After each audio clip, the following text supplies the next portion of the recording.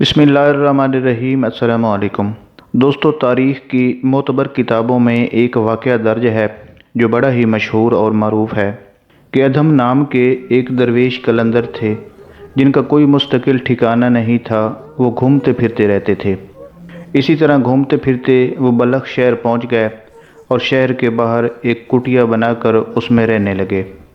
एक रोज़ किसी ज़रूरत से शहर गए तो इत्तफाक से बादशाह बलख की बेटी बाग की सैर करके वापस आ रही थी।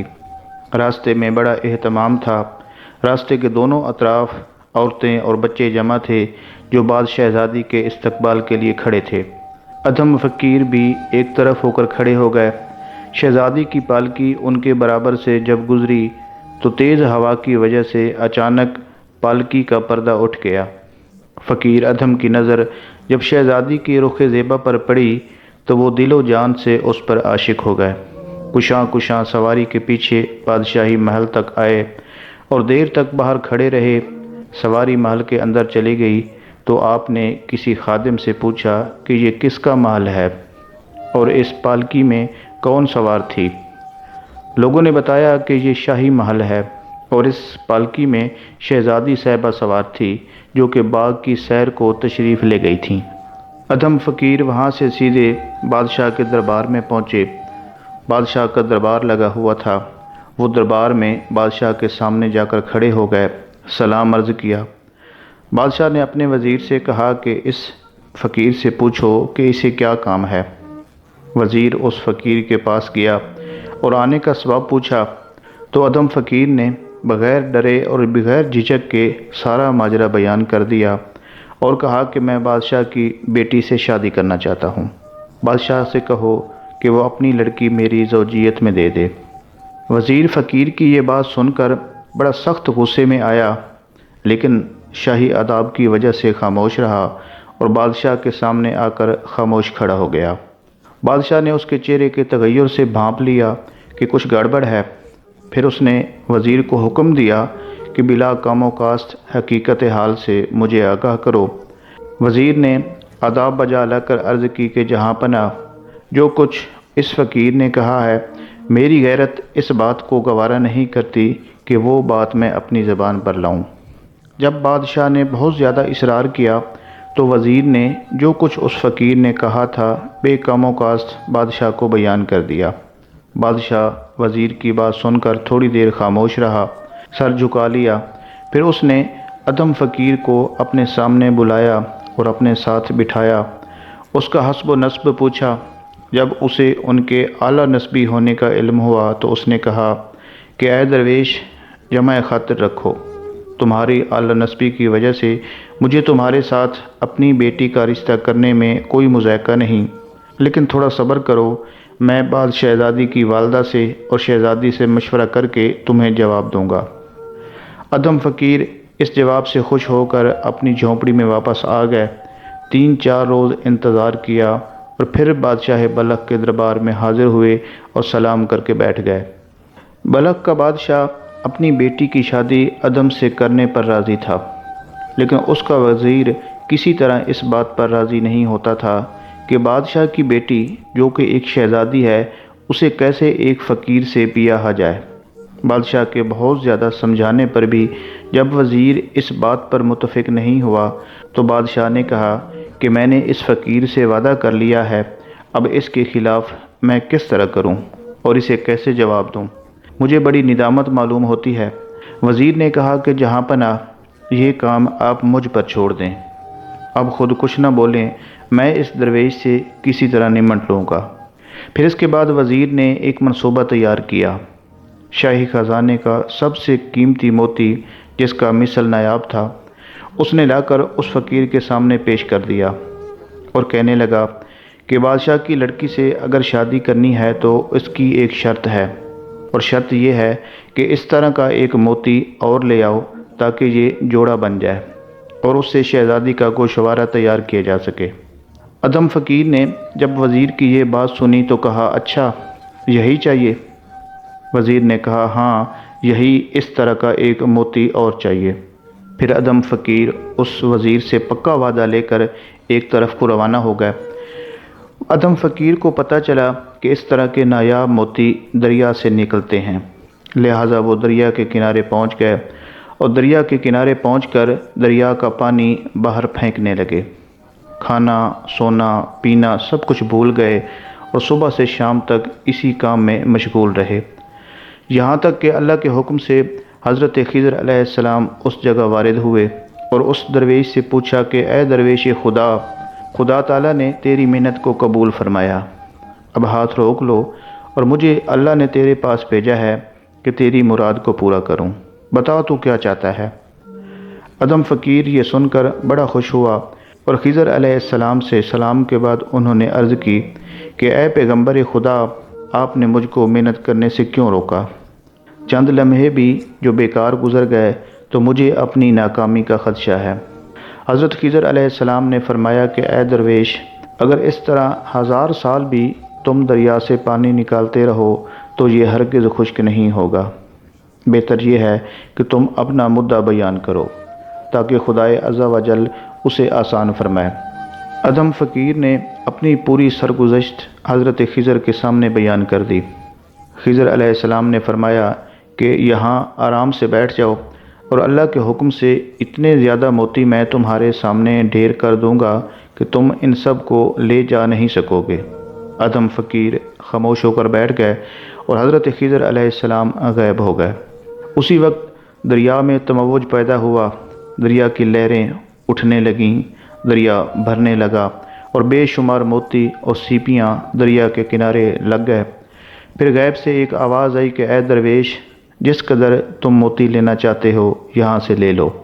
ادم فقیر نے سجدہ شکر کیا اور تمام سیپوں کو توڑ توڑ کر ان سے موتی نکالنے لگے۔ ادم فقیر نے انڈا کے برابر 12 دانے مروارید کے موتی کے لیے جو کسی بھی بادشاہ کو میسر نہیں آ سکتے تھے، یہ بڑے ہی نایاب اور قیمتی موتی تھے۔ ادم فقیر ان سب موتیوں کو اپنے کلہ میں چھپا کر بلخ شہر پہنچے۔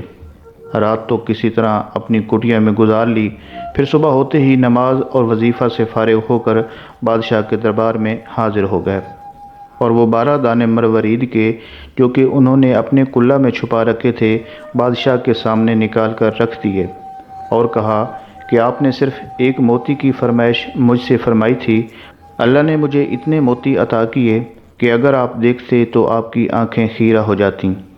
فی الحال یہ 12 دانے موتی کے ان میں سے چن کر آپ کی خدمت میں لایا ہوں، وہ آپ لے لیں اور اپنا وعدہ پورا کریں۔ بادشاہ ان موتیوں کو دیکھ کر حیران رہ گیا۔ موتیوں کو لے کر وزیر سے مشورہ کرنے لگا کہ اب کیا کرنا چاہیے۔ وزیر نے پھر وہی رٹ لگائی کہ بادشاہ معظم کی لڑکی ایک فقیر کے ساتھ بیاہی جائے، یہ ممکن نہیں، اس سے بادشاہ کی بڑی ذلت ہوگی۔ بادشاہ نے کہا کہ یہ تو ٹھیک ہے، لیکن مجھے اپنی جان کا خطرہ معلوم ہوتا ہے، یہ درویش بہت پہنچا ہوا اور باعظمت معلوم ہوتا ہے، اور اگر اس نے میرے حق میں بد دعا کر دی تو پھر سوائے پشیمانی کے اور کچھ حاصل نہیں ہوگا۔ وزیر نے کہا کہ بادشاہ سلامت، بس تھوڑی دیر کے لیے دربار سے اٹھ کر آپ محل تشریف لے جائیں، میں اس فقیر کو دیکھ لیتا ہوں۔ مجبوراً بادشاہ دربار سے اٹھا اور محل کے اندر چلا گیا۔ بادشاہ جب اٹھ کر محل کے اندر چلا گیا تو وزیر نے درویش کو بلایا اور اسے کہا کہ اے نامراد، تو کس دیوانگی میں مبتلا ہے؟ بادشاہ کی بیٹی شہزادی تیرے جیسے مفلس کی زوجیت میں دے دی جائے، یہ تو خدا کو بھی پسند نہ ہوگا، تیری آرزو کبھی پوری نہیں ہوگی، بہتر یہ ہے کہ تو اپنی جان بچا کر یہاں سے بھاگ جا، ورنہ جو کچھ تیرے نصیب میں لکھا ہے وہ سب پورا ہو جائے گا۔ درویش قلندر نے جواب دیا کہ اے ظالم، خدا سے ڈر، میں تو اپنی جان سے ہاتھ دھوئے ہی بیٹھا ہوں، لیکن تو اپنی خیر منا۔ خدا کو حاضر و ناظر اور قادر مطلق جانتے ہوئے اس کو درمیان میں ڈالنے کے بعد پھر تم وعدہ خلافی کرتے ہو۔ تم نے تو خود مجھ سے وعدہ کیا تھا کہ یہ موتی لے آؤ اور بادشاہ کی بیٹی کی شادی تم سے کر دی جائے گی، اب اسی سے مکر گئے ہو، خدا کے قہر سے ڈرو۔ وزیر کو درویش کی بات پر بہت غصہ آیا۔ اس نے چوبداروں کو حکم دیا کہ اس کو خوب اچھی طرح ذوب کوب کر کے شہر سے باہر نکال دو اور کبھی محل کے اندر اسے داخل نہیں ہونے دینا۔ چوبداروں نے فقیر ادم کو پکڑا اسے ذوب و کوب کیا اور محل سے نکال دیا۔ ادھم فقیر حیران پریشان زار و قطار روتے ہوئے اپنے کٹیا کو لوٹ گئے اور وہاں مغموم ہو کر بیٹھ گئے۔ جب شہزادی کو اس بات کا علم ہوا تو اسے سکتہ ہو گیا۔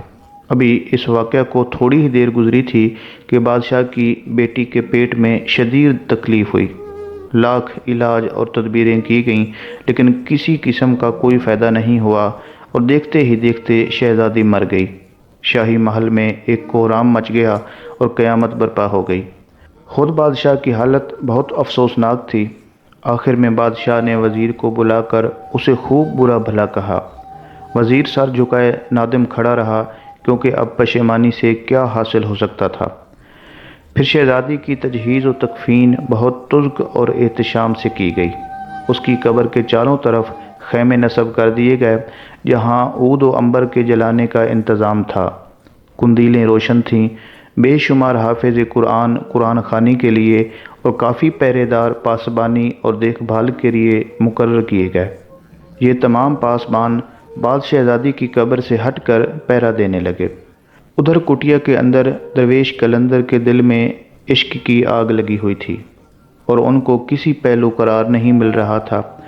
جب آدھی رات گزر گئی تو وہ بیلچہ لے کر مقبرہ کی طرف روانہ ہوا اور پہرے داروں سے آنکھ بچاتے ہوئے خیموں کو چاک کرتے ہوئے وہ اپنی محبوبہ کی قبر تک پہنچ گئے۔ اسے کھود کر لاش کو قبر سے نکالا اور پھر قبر کو اسی طرح ٹھیک کرنے کے بعد شہزادی کی لاش کو اپنے کندھے پر ڈال کر اپنی کٹیا کی طرف لوٹ آئے۔ جھونپڑی میں پہنچ کر شہزادی کے جسد کو دیوار سے لگا کر بٹھا دیا اور خود اس کے سامنے بیٹھ کر شہزادی کا نظارہ کرنے لگے۔ ابھی تھوڑی ہی دیر گزری تھی کہ ایک شخص کا وہاں سے گزر ہوا۔ وہ شخص ایک حاذق حکیم تھا۔ وہ بلخ شہر میں آیا تھا لیکن شہر کا دروازہ بند ہو جانے کی وجہ سے وہ ادھر ادھر بھٹک رہا تھا۔ اسے سمجھ نہیں آ رہی تھی کہ شہر کا دروازہ تو بند ہے، اب کہاں جائے، اور رات گزارنے کے لیے وہ کسی پناہ گاہ کی تلاش میں تھا۔ یکا یک ایک جھونپڑی سے روشنی آتی دیکھ کر اسے خیال ہوا کہ یہ یقینی طور پر کسی درویش کا آستانہ ہوگا۔ وہ اسی سمت روانہ ہوا۔ جھونپڑی سے باہر پیروں کی آواز سن کر وہ ادھم فقیر کو یہ خیال ہوا کہ شاید بادشاہ کے جاسوس ہوں جو حقیقت حال کا پتہ چلانے کے لیے متعین کیے گئے ہوں۔ یہ خیال آتے ہی وہ اپنی جھونپڑی کے تہہ خانے میں جا کر چھپ گئے۔ وہ حاذق حکیم جھونپڑی کے اندر داخل ہوا۔ اندر جا کر کیا دیکھتا ہے کہ یہاں کوئی شخص نہیں ہے، کسی کا کوئی اتا پتہ نہیں۔ ادھر ادھر دیکھنے لگا تو ایک حسین اور پری جمال لڑکی کا جسد دیوار سے لگا ہوا پایا۔ وہ بڑا حیران ہوا کہ اتنی حسین و جمیل لڑکی اس جھونپڑی میں۔ وہ کچھ دیر اسے دیکھتا رہا، پھر جب اس نے اس کا طبی معائنہ کیا، اس کی نبض کو دیکھا تو اسے معلوم ہوا کہ اس لڑکی کو سکتہ کا مرض لاحق ہے۔ ابھی وہ لڑکی زندہ تھی۔ فوراً اس نے نشتر دے کر اس شہزادی کا تھوڑا سا خون نکال لیا اور چشم زدن میں اس مارو نے آنکھیں کھول دیں اور اس موذی مرض سے اس کو نجات مل گئی۔ ہوش میں آنے کے بعد شہزادی نے اپنے سامنے ایک اجنبی کو دیکھا تو بہت ڈری اور اس نے حکیم سے پوچھا کہ بابا سچ سچ بتاؤ کہ میں یہاں کس طرح آئی ہوں۔ حکیم نے جواب دیا کہ بیٹی مجھے کچھ پتہ نہیں، میں بڑی دور سے آیا ہوں، شہر میں داخل ہونا چاہتا تھا کہ شہر کا دروازہ بند ہو چکا تھا، رات کافی گزر چکی تھی، اس لیے میں ایسے ٹھکانے کی تلاش میں تھا جہاں پر رات گزار سکوں۔ ناگاہ اس جھونپڑی کی روشنی مجھے دور سے دکھائی دی تو میں ادھر کو چلا آیا۔ یہاں اس جھونپڑی میں کوئی نہیں تھا۔ صاحب خانہ کو ادھر ادھر دیکھ ہی رہا تھا کہ تمہارے بے حس و حرکت جسم پر میری نظر پڑ گئی۔ طبی معائنے سے تمہارے مرض کا پتہ چل گیا۔ میں نے فوراً علاج شروع کیا اور اللہ نے تمہیں شفا بخشی۔ میری داستان تو یہی ہے، اب تم اپنا حال بتاؤ کہ تم کون ہو اور کہاں سے آئی ہو اور تمہارے ساتھ کیا واقعات پیش آئے۔ اسی طرح کی گفت و شنید ہو ہی رہی تھی کہ ادھم فقیر نے ایک طرف سے سر نکال کر دیکھا کہ کیسی آواز آ رہی ہے اور جی کیا ہو رہا ہے اور کون باتیں کر رہا ہے۔ دیکھا تو ایک سفید داڑھی والے پاکیزہ صورت بزرگ بیٹھے ہوئے ہیں اور اس شہزادی سے باتیں کر رہے ہیں۔ وہ فوراً باہر نکل آئے اور حاذق حکیم کو سلام کر کے ان کے سامنے بیٹھ گئے۔ حکیم نے سمجھ لیا کہ شاید یہی صاحب خانہ ہیں، ان سے حقیقت حال دریافت کی۔ درویش قلندر نے شروع سے لے کر آخر تک سارا ماجرا کہہ سنایا۔ حکیم تھوڑی دیر خاموش بیٹھے غور و فکر کرتے رہے اور پھر انہیں تسلی دی کہ اللہ بہتر کرے گا۔ پھر ان دونوں کی رضامندی سے ان دونوں کو نکاح کے رشتہ میں منسلک کر دیا۔ جب صبح ہوئی تو حکیم صاحب ان دونوں سے اجازت لے کر رخصت ہو گئے اور شہر میں چلے گئے۔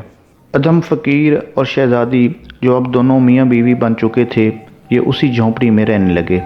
کچھ عرصے کے بعد اللہ تعالیٰ نے ان کو ایک صاحب سیرت اور خوبصورت فرزند سے نوازا۔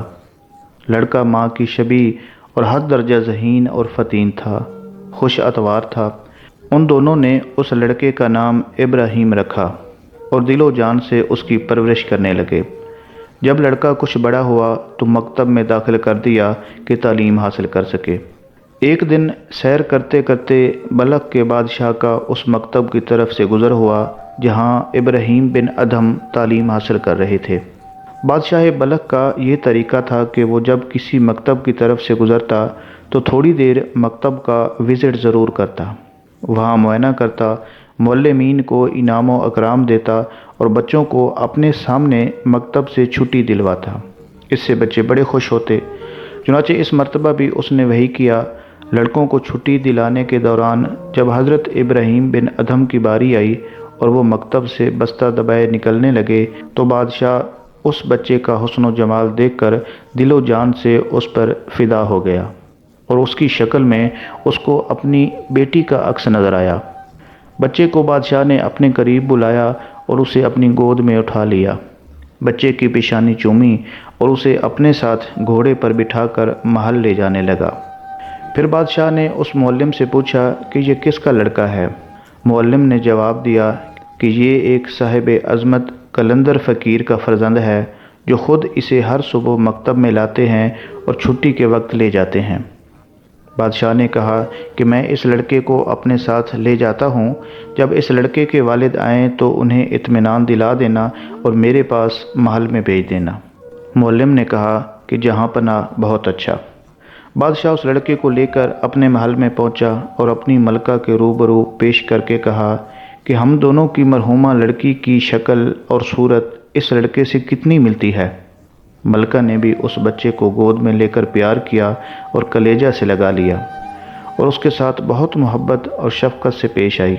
ادھر درویش قلندر جب لڑکے کی چھٹی کے وقت مدرسہ آئے تو معلم دور ہی سے ان کو دیکھ کر ان کی طرف دوڑا اور سارا حال انہیں کہہ سنایا۔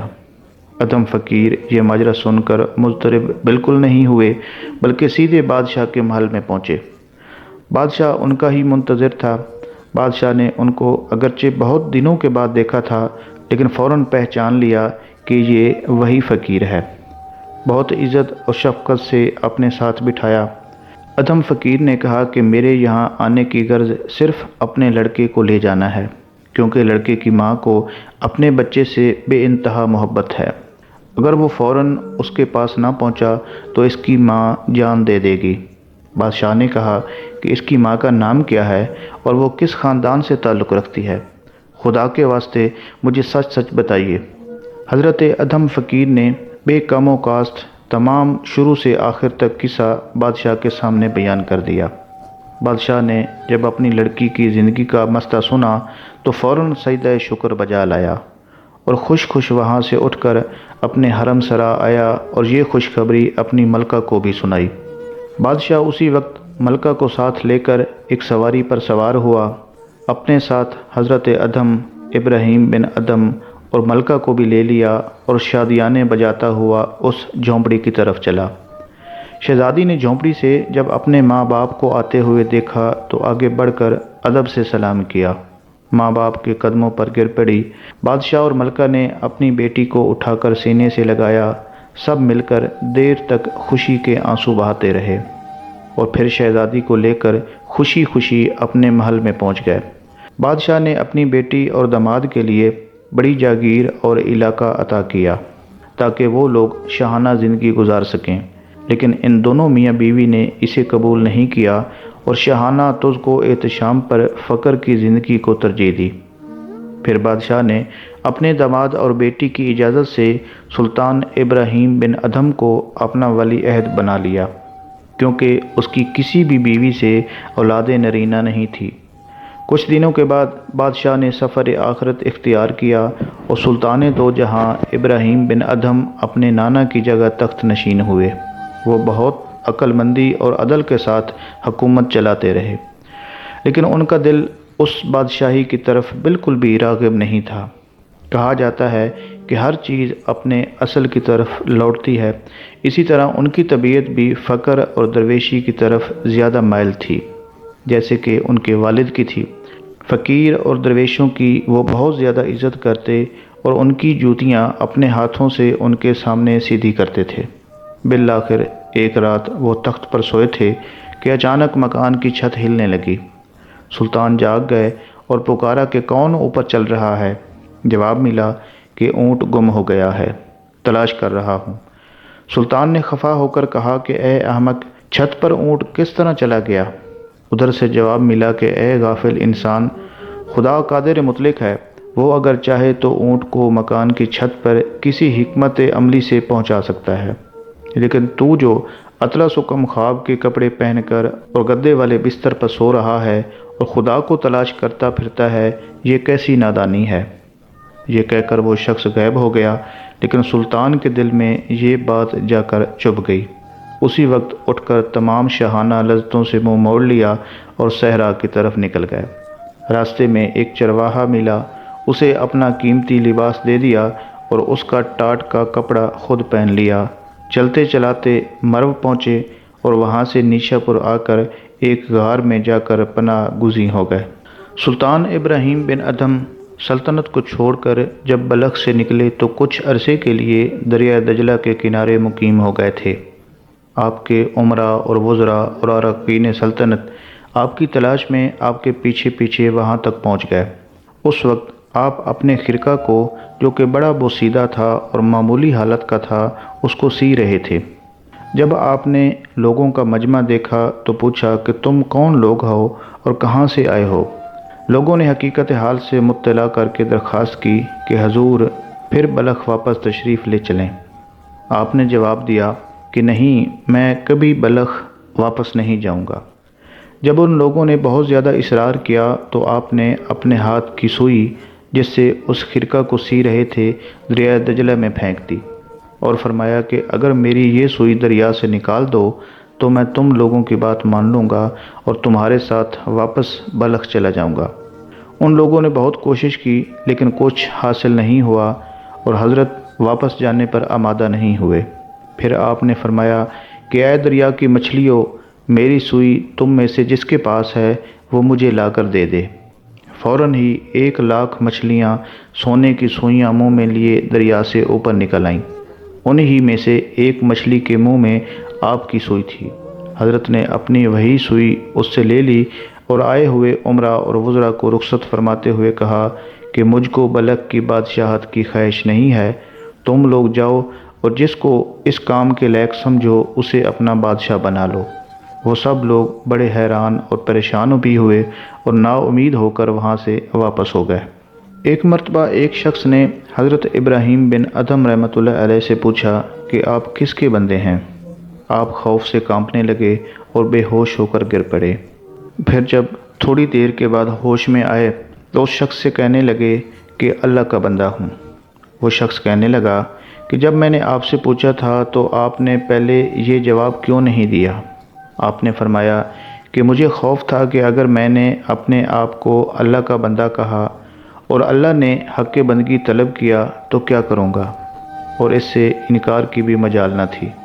ایک مرتبہ حضرت ابراہیم بن ادھم رحمۃ اللہ علیہ درویشوں کی جماعت کے ساتھ ایک ایسی جگہ سے گزرے جہاں لکڑی بہت زیادہ پڑی ہوئی تھی۔ درویشوں نے کہا کہ آج رات اسی جگہ لکڑی جلا کر گزار لیتے ہیں۔ حضرت نے ان لوگوں کی بات مان لی اور اسی جگہ بیٹھ گئے۔ درویشوں نے آگ جلائی اور لکڑی جلانے کے بعد روکھی سوکھی روٹی پکا کر کھانے لگے۔ حضرت نماز میں مشغول ہو گئے۔ ان درویشوں میں سے ایک نے کہا کہ کاش اس وقت اللہ تعالیٰ حلال گوشت کو بھیج دیتا تو ہم لوگ اسے بھون کر کھا لیتے۔ حضرت نے یہ سن لیا، سلام پھیرنے کے بعد فرمایا کہ خدا تعالیٰ اس پر قادر ہے کہ وہ تم لوگوں کو اسی وقت حلال گوشت بھیج دے۔ یہ کہا اور پھر نماز میں مشغول ہو گئے۔ زیادہ دیر نہیں گزری تھی کہ ایک شیر کے غرانے کی آواز آئی۔ جب یہ آواز لوگوں کے کانوں میں پہنچی تو دیکھا کہ شیر ایک ہرنی کو دبوچے ہوئے سامنے سے آ رہا ہے۔ وہ ہرنی اتنی زخمی ہو چکی تھی کہ چلنے کی طاقت نہیں رکھتی تھی۔ درویشوں نے مل کر شیر پر حملہ کر دیا۔ شیر اپنی جان بچا کر بھاگا اور ہرن کو چھوڑ دیا۔ درویشوں نے ہرن کو پکڑ کر اسے ذبح کیا اور کباب بنا کر کھا لیے۔ حضرت شیخ ابراہیم بن ادھم رحمۃ اللہ علیہ نے اس میں سے کچھ بھی تناول نہیں فرمایا اور صبح تک نماز میں مشغول رہے۔ حضرت ابراہیم بن ادھم رحمۃ اللہ علیہ اللہ تعالیٰ کی بہت زیادہ عبادت کرتے تھے۔ رات بھر عبادت کرنے کے شوق میں ایک مرتبہ حضرت ابراہیم بن ادھم رحمۃ اللہ علیہ مسجد بیت المقدس پہنچے۔ وہاں اپنے آپ کو ایک بوریے میں چھپا لیا، کیونکہ رات کو اس مسجد میں کسی کو ٹھہرنے کی اجازت نہیں تھی۔ مسجد کو خالی کرا کر خدام جب باہر چلے گئے اور دروازہ میں باہر سے تالا لگا دیا، ایک پیر رات گزرنے کے بعد خود بخود دروازہ کھلا اور ایک نورانی چہرہ والے بزرگ تشریف لائے۔ ان کے ساتھ 40 کمبل پوش افراد بھی تھے۔ ان 40 اشخاص نے ان بزرگ کے پیچھے 2 رکعت نماز ادا کی۔ پھر وہ بزرگ نماز پڑھانے کے بعد محراب کی طرف پشت کر کے بیٹھ گئے اور منہ ان لوگوں کی طرف کر لیا، اور بقیہ سب اشخاص ان کے سامنے بیٹھے آپس میں باتیں کرنے لگے۔ ان میں سے ایک نے کہا کہ آج کی رات یہاں کوئی باہر کا آدمی موجود ہے۔ ان بزرگ نے یہ سنا تو تبسم فرمایا اور کہا کہ ابراہیم بن ادھم ہے۔ 40 شبانہ روز سے اس کو عبادت میں مزہ نہیں مل رہا۔ یہ حقیقت تھی جو کہ حضرت ابراہیم بن ادھم نے سنی تھی، اسی لیے اس کو سن کر حضرت ابراہیم بن ادھم اپنے بوریے سے باہر نکل پڑے اور ان بزرگ کو سلام کر کے ان کے سامنے بیٹھ گئے۔ ان سے پوچھنے لگے کہ اے حضرت، آپ نے جو کچھ ابھی فرمایا ہے وہ بالکل صحیح ہے، اور یہ بھی بتا دیجئے کہ مجھے عبادت میں مزہ کیوں نہیں ملتا۔ ان بزرگ نے فرمایا کہ فلاں دن تم نے بصرہ میں ایک خرما خریدا تھا۔